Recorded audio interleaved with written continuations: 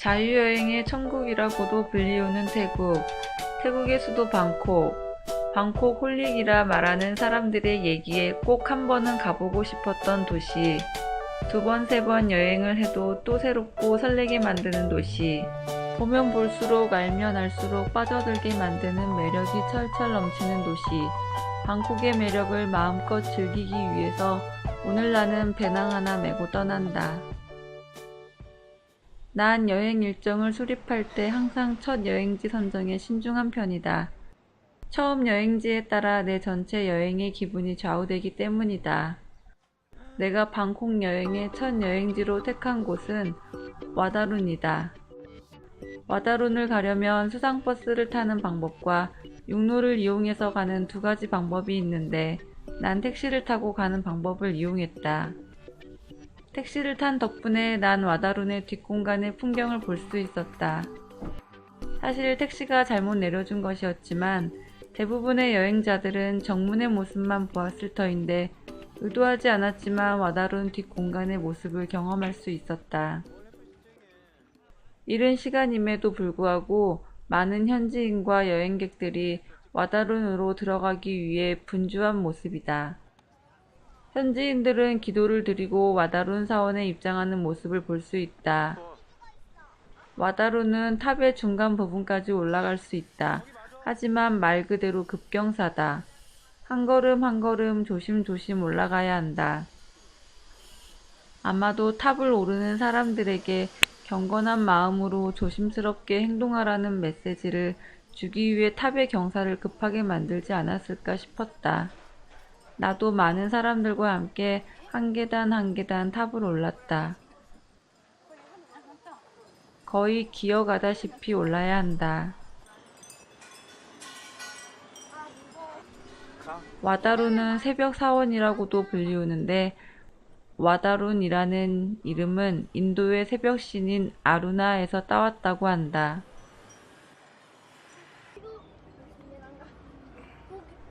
와다룬은 새벽에 햇빛을 받으면 탑의 도자기 장식이 형형색색을 띠며 빛나 강 건너편까지 빛을 비추므로 이러한 이름이 붙여졌다고 한다. 태국 시파트 동전에 나오는 사원이기도 하다.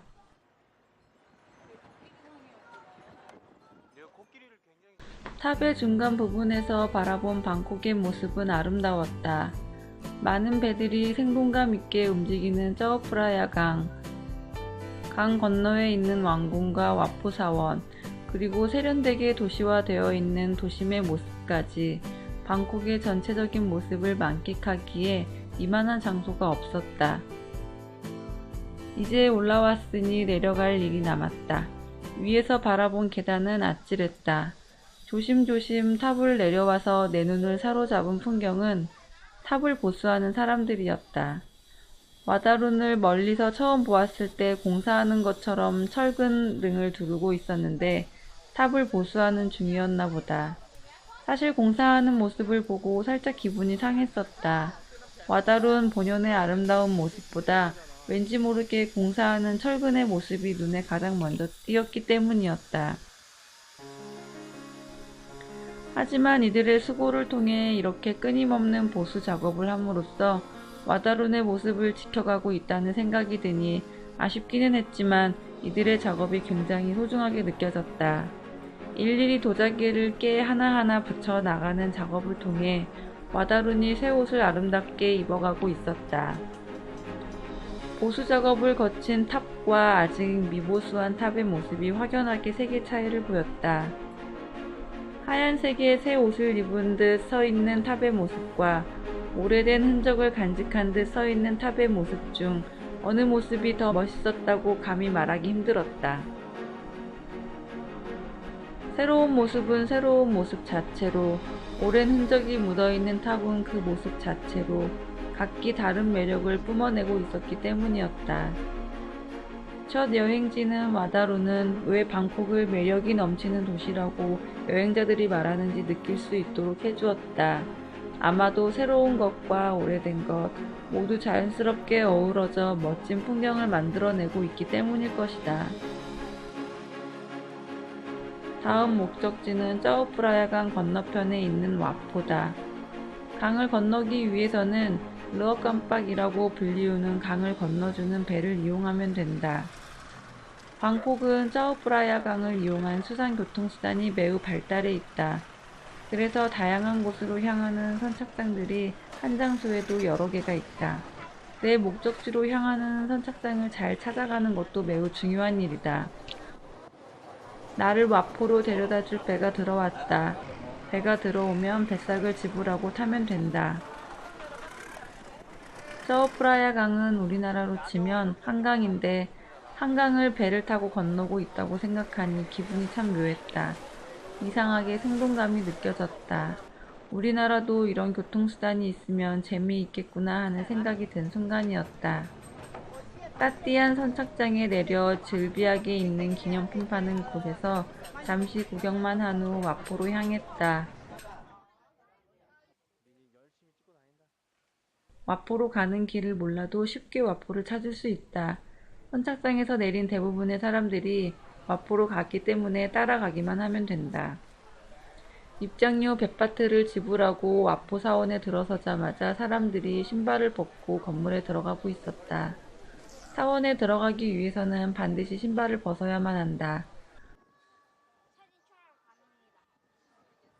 사람들이 몰려 들어가고 있는 건물에는 와불이 모셔져 있다.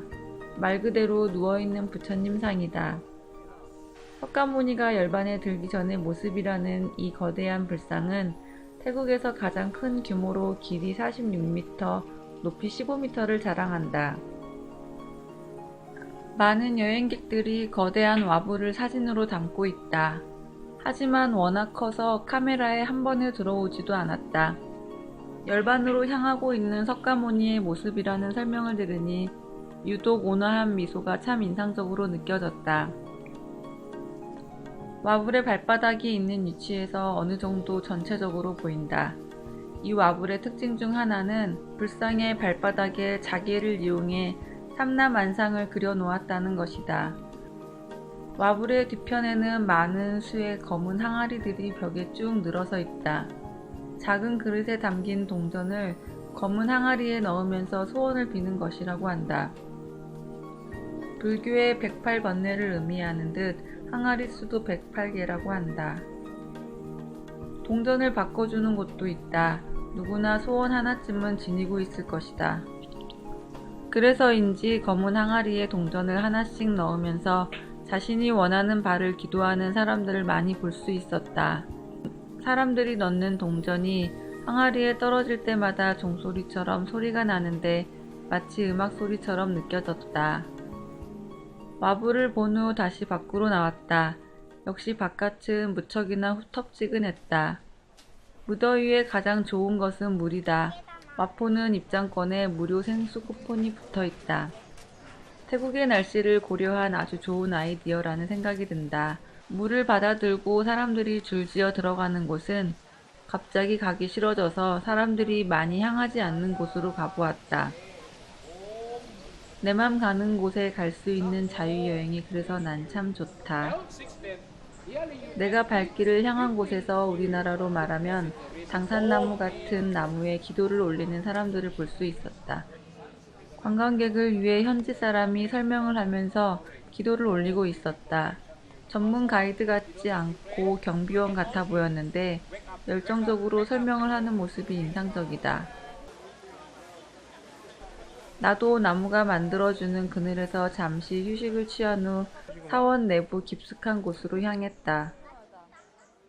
내가 향한 곳에는 많은 수의 탑이 있었다. 체디라 불리우는 불탑인데 총 95개가 있다고 한다. 특히 왕을 위해 세운 초대형 체디 4개가 유명하다. 색깔별로 라마 1세, 2세, 3세, 4세를 상징한다고 한다. 큰 체디가 유명하다고는 하지만 나에게는 나머지 체디들도 형형색색 도자기로 꾸며놓은 것이 결코 큰 체디와 견주어 그 아름다움이 손색이 없는 것처럼 느껴졌다. 많은 수의 체디 사이로 걸음을 옮기다 작은 문을 통해 들어간 곳에는 좌불이 많이 모셔져 있었다. 여행객들이 많이 있지 않아서 와포 사원의 다른 공간보다는 한적함과 여유를 느낄 수 있었다. 앉아있는 불상들은 각각의 표정들을 만들고 있었다. 똑같은 표정이었을지도 모르지만 나에게는 왠지 보는 각도와 볼 때 그 느낌에 따라 달라지는 듯한 묘한 감정을 느낄 수 있었다.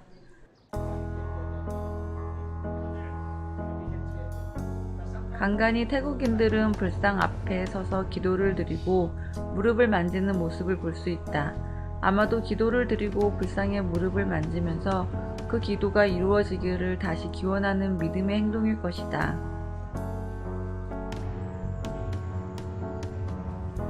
와포사원 곳곳에는 향 피우는 냄새가 나는데 향을 꽂고 자유롭게 자신의 소원을 빌 수 있다고 한다. 태국인들은 자연스럽게 곳곳에서 기도를 올리는 모습을 볼 수 있는데 기도를 올리는 장소나 격식보다는 기도를 드리는 정성의 중요함을 엿볼 수 있는 생활 모습이지 않을까 생각되었다. 역사와 문화를 간직한 곳이기도 한 와포사원은 화려함과 웅장함, 그리고 숭고함마저 느낄 수 있는 곳이었다. 난 현지를 여행할 때 웬만하면 대중교통을 이용한다. 그냥 재미있다. 다른 말로 설명할 수 없는 그런 재미가 있다. 그냥 현지인들의 일상의 모습을 볼 수 있어서 좋다. 태국의 전철인 BTS를 타고 내가 향하고 있는 곳은 짜투착 시장이다.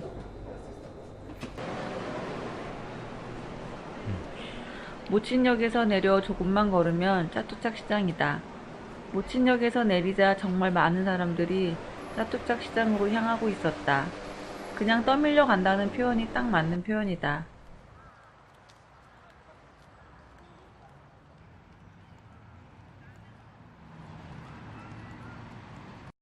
짜투착 시장은 주말에 열리는 시장이다. 거짓말 조금 보태서 없는 것 빼고는 다 있다라는 표현이 어울리는 시장이다. 짜뚝짝 시장에서 정신 차리지 않으면 길을 잃기 십상이라고 한다. 그만큼 넓고 상점 수도 많다는 이야기이다. 약 15,000개의 상점들이 들어서 있고 27개의 구역과 거리 번호로 구분되어 있다. 그래서 원하는 물건을 사기 위해 안내센터에서 구한 시장 지도를 잘 보아가면서 시장을 돌아다닐 수 있었다. 온종일 돌아다녀도 다 볼 수 없을 만큼 시장이 넓기 때문에 지도를 보면서 원하는 목적지를 찾아가지 않는다면 아마도 쉽게 지쳤을 것이다. 상점 수도 많지만 사람도 많기 때문에 사람에 치여 지칠 수도 있다.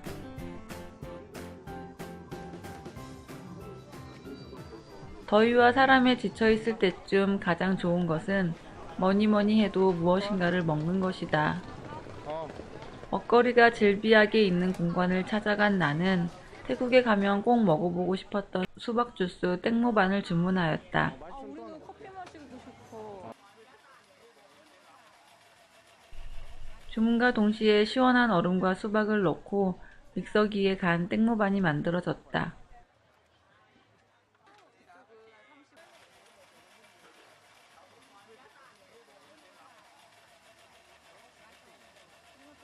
너무 기대를 한 탓일까? 생각보다 맛이 별로였다.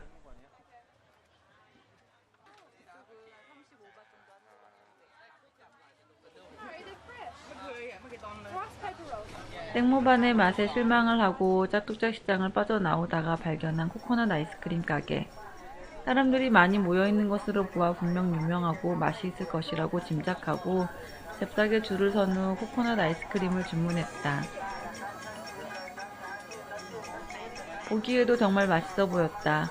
코코넛 아이스크림을 만드는 손놀림이 매우 빨랐다. 아무렇게나 담는 것 같아 보여도 제법 멋있게 맛있게 만들어진다. 자그마한 가게지만 분업화가 되어 있어서 많은 손님이 있음에도 불구하고 기다림을 오래 가지지 않아도 되었다. 판매대 옆에서 부지런히 코코넛을 까고 있었다. 한참 더위를 느낄 때 먹어서인지 아님 땡모반의 실망감 이후에 먹어서인지 모르겠지만 맛이 정말 기가 막혔다. 그리고 태국에서만 맛볼 수 있는 아이스크림이지 않은가? 아이스크림의 신세계를 경험해준 코코넛 아이스크림. 다시 또 먹고 싶다. 짜뚜짝 시장을 돌아다니면서 지쳤던 몸을 잠시 호텔에서 충전한 후 저녁이 되어 아시아티크를 가기 위해서 나왔다. 아시아티크는 사판탁신역에 위치한 아시아티크 셔틀배를 이용하여 갈 수 있다. 무료로 운영되다 보니 사람들의 줄이 엄청 길어서 40여 분을 기다린 후 탑승했다. 배에서 바라본 짜오프라야 강의 야경은 낮의 풍경과는 또 다른 멋있는 풍경을 연출하고 있다. 아시아티크 선착장에 내리자마자 멋진 풍경이 내 눈을 사로잡았다. 그리고 야시장이라는 말에 어울리게 정말 많은 사람들이 이미 와 있었다. 많은 사람들과 어울려 시장 안으로 한 걸음 한 걸음 옮겼다. 낮에 보았던 짜뚜짝 시장처럼 넓기 때문에 이정표를 잘 보면서 다녀야 한다. 처음에는 짜뚜짝 시장과 비교가 많이 됐다. 같은 시장이니까. 아시아티크가 더 깨끗하고 쾌적했는데 이상하게 느낌은 짜뚜짝이 더 좋았다. 시장을 둘러보다가 익숙한 것을 발견했다. 바로 한글로 써있는 간판과 우리나라 음식이었다. 우리나라 사람들이 이곳에 많이 온다는 것을 새삼 느낄 수 있었다. 시장 곳곳에서 우리말로 이야기하는 소리가 참 정겹게 들리곤 했다.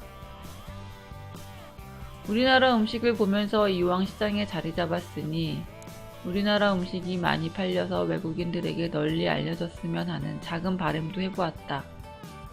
물론 세계 여러 나라의 여행자들이 몰리는 공간이기에 다양한 나라의 음식들이 즐비하게 준비되어 있다. 먹고 싶으면 골라서 먹으면 끝. 먹는 재미를 느끼기에 충분한 시장이다. 다양한 물건과 음식이 한눈 팔려 여기저기 구경하던 나는 음악 소리가 들리는 곳에서 발걸음을 멈췄다. 아시아티크 곳곳에서 이런 거리 공연이 펼쳐지고 있어 눈도 귀도 심심하지 않았다. 한 사람이 마치 해골과 대화하는 것처럼 하면서 음악을 연주하고 있었는데 그 모습이 참 신기했다. 거리 공연을 하기 위해 연주자는 피나는 노력을 해서 지금의 공연을 하고 있을 것이다. 둘이 어떤 대화를 나누고 있는 것일까? 이런 재미난 상상을 하면서 공연을 즐겼다. 거리 공연을 하는 이들을 위해 도네이션 박스가 준비되어 있었다. 난 재미난 공연을 해준 거리의 연주자에게 약간의 기부금을 냈다. 또 다른 장소에서는 경쾌한 음악 소리가 들려왔다. 이번에는 태국의 젊은 연주자들이 연주를 하고 있었다. 시장은 젊고 능력 있는 연주자들에게 거리의 일정 공간을 내어주어 연주를 할 수 있게 함으로써 연주자들에게는 실력을 뽐내면서 일정 부분 기부금을 받을 수 있어 좋고 여행자들은 흥겨움을 얻을 수 있게 해주고 있었다. 처음 아시아티크 시장에 들어왔을 때 짜뚜짝 시장과 비교를 많이 해서 구경을 하였는데 시장 곳곳을 돌아다니면서 이곳은 이곳 나름대로의 매력이 철철 넘친다는 생각을 품게 되었다. 웬만한 물건은 다 있는 쾌적한 시장 안에서 흥겨운 음악도 들으면서 한낮의 더위를 잊고 마치 태국이 아닌 또 다른 외국에 나와 있는 느낌을 받으며 구경을 할 수 있는 곳, 이곳이 바로 아시아티크인 것 같다.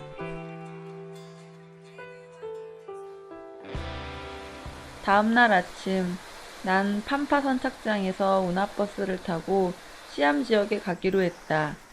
운하버스는 방콕의 운하를 운행하는 배를 말한다.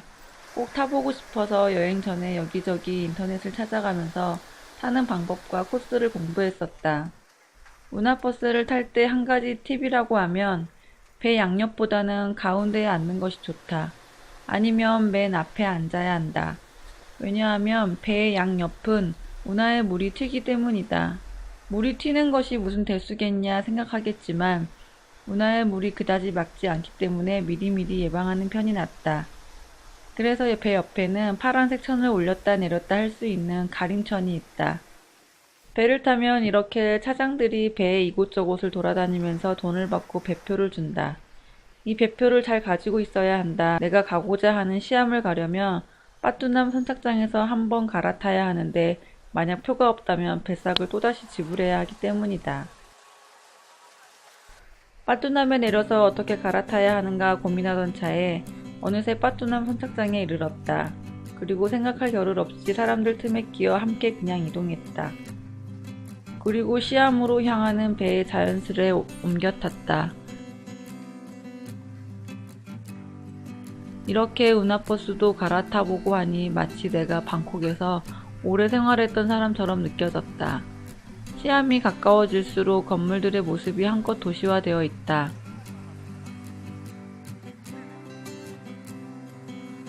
운하버스를 탈 때 가장 고민이었던 빠뚜남 선착장에서의 환승에 성공한 나는 기분이 한껏 올라가 있었다.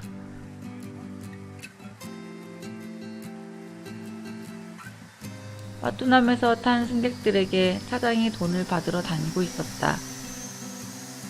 차장이 난 남자인 줄 알았다. 왜냐하면 배에서 이곳저곳을 중심을 잡으며 돌아다녀야 하기에 당연히 남자일 거라 생각했는데 가까이서 보니 여자들이었다. 열심히 살아가는 모습이 참 아름다워 보였다.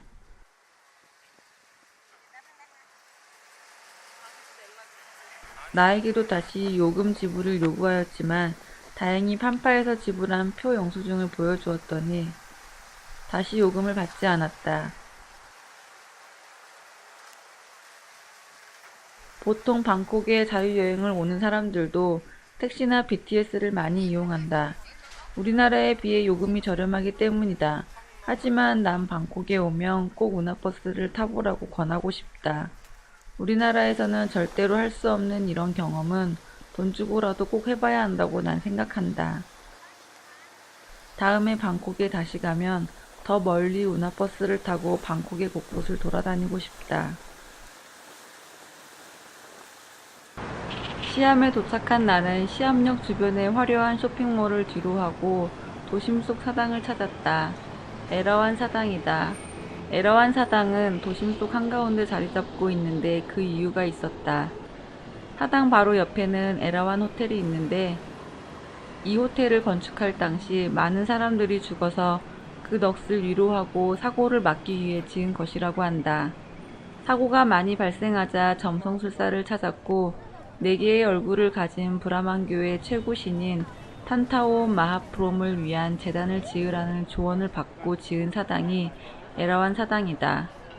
사당이 건립된 후부터는 신기하게 더 이상 문제가 생기지 않고 에라완 호텔이 완공되었다고 한다. 그 뒤로 많은 사람들이 이 사당을 찾아 제물을 바치며 소원을 빌었다고 한다. 에라완 사당에서 진심을 담아 기도하고 소원을 빌면 잘 이루어진다고 해서 많은 태국 시민들이 새벽부터 와서 기도를 드리는 성스러운 공간이다. 에라완은 머리가 3개 달린 코끼리를 의미한다.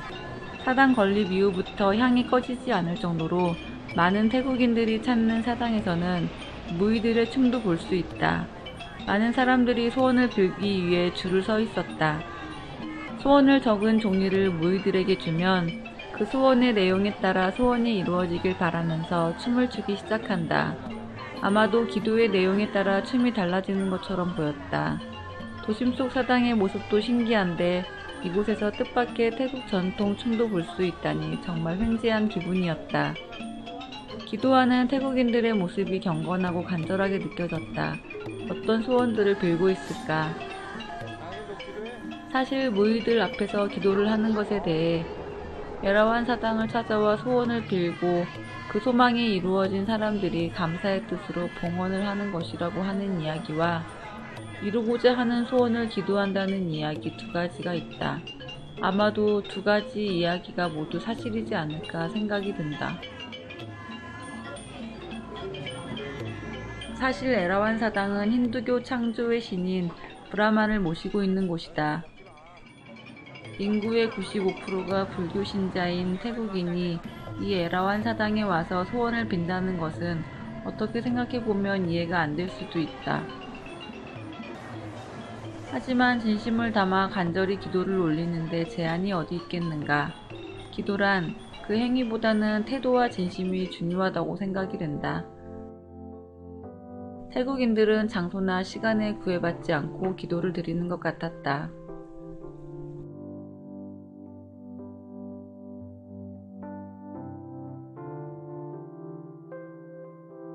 이번 방콕 여행은 짧은 시간이었지만 잊지 못할 추억을 나에게 선사해 주었다. 여행은 항상 나에게 설레임과 새로운 경험을 안겨준다. 그래서 나는 계속해서 여행을 떠난다. 방콕에서 현지인처럼 생활해본 경험은 나에게 잊지 못할 좋은 기억이 될 것이다. 그리고 아직은 어색한 자유여행이지만 이번 방콕 여행은 좀 더 현지인의 삶 속으로 들어갈 수 있는 여행을 할 수 있게 하는 출발점이 되지 않았나 생각이 든다.